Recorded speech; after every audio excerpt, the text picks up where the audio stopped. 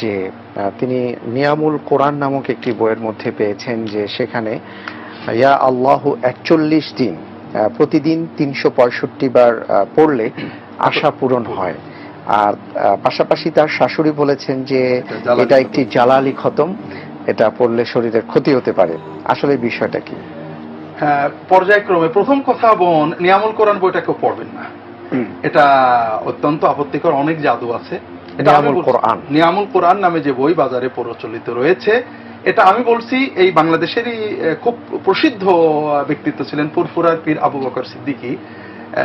তিনি জাল হাদিসের বিষয়ে একটা বই লেখাইছিলেন, এটা 1928 সালের দিকে প্রকাশিত উর্দুতে।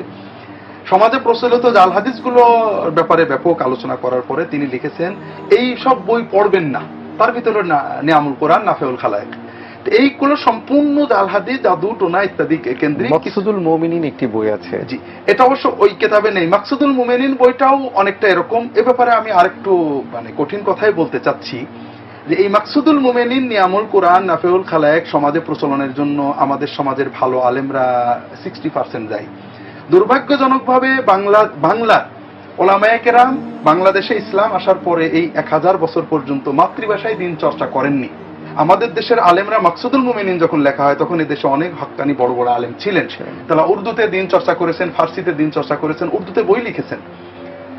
তারা মাতৃভাষায় দিন চর্চা না করে প্রথমত আল্লাহর দেওয়া দায়িত্ব অবহেলা করেছেন। কারণ আল্লাহ কোরআন কারীমে বলে ওমা আরসালনা মিন রাসূলিন ইল্লা বিলিসানি কওমিহি, প্রত্যেক রাসূলকে আল্লাহ তার মাতৃভাষা দিয়ে পাঠান, যে লিউবাইয়িনা লাহুম, তাদের কাছে মাতৃভাষায় বয়ানটা হবে। আমরা আমাদের এলেম কালাম বয়ান এটা মায়ের ভাষায় জনগণকে দেওয়ার দরকার ছিল, দেয়নি।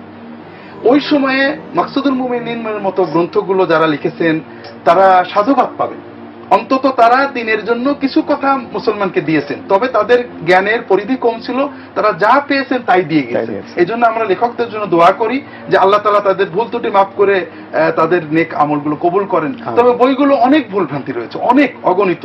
এই জন্য বিশেষ করে নিয়ামুল কোরআন, মাকসুদুল মুমিনিন, নাফেউল খালায়েক এই জাতীয় বইগুলো আমাদের পড়ার যুগ শেষ হয়ে গেছে। বাংলাদেশের স্বাধীনতার পরে আলহামদুলিল্লাহ মাতৃভাষায় ব্যাপক দিনের বই লেখা হয়েছে। ইসলামিক ফাউন্ডেশনের মতো একটা প্রতিষ্ঠান থেকে যে পরিমাণে গবেষণা বই ইসলামী রচিত হয়েছে, এটা বিশ্বে আর কোনো একক সরকারি প্রতিষ্ঠান আছে আমার জানা নেই।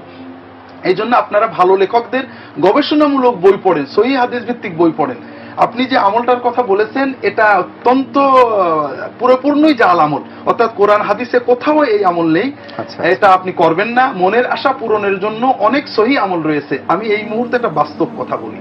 আমার কাছে এই টেলিভিশনের মাধ্যমে এক ভাই আসছেন, আমাকে দেখে আপনার কাছে ঠিকানা নিছিল, এখানে এসে দেখা করছিলেন, মনে আছে আপনার। উনি আমাকে বললেন যে আমাদের ঢাকায় তার সম্পত্তি আছে, সম্পত্তিটা একজন নিছিল ডেভেলপমেন্টের জন্য, দলিলও দিচ্ছে না, সম্পত্তিও দিচ্ছে না, খুব বিপদে আছে, কেস কারবার করে। আপনারা বলেছেন তাবিজ নেওয়া যাবে না, কবিরাজের কাছে যাওয়া যাবে না, আমাকে একটা সুন্নত আমল দিন।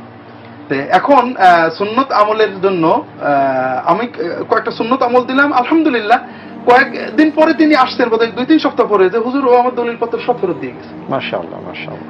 কাজে আপনারা সুন্নত আমল করেন, মনের আশা পূরণ হবে ইনশাআল্লাহ। আল্লাহু আ'লাম।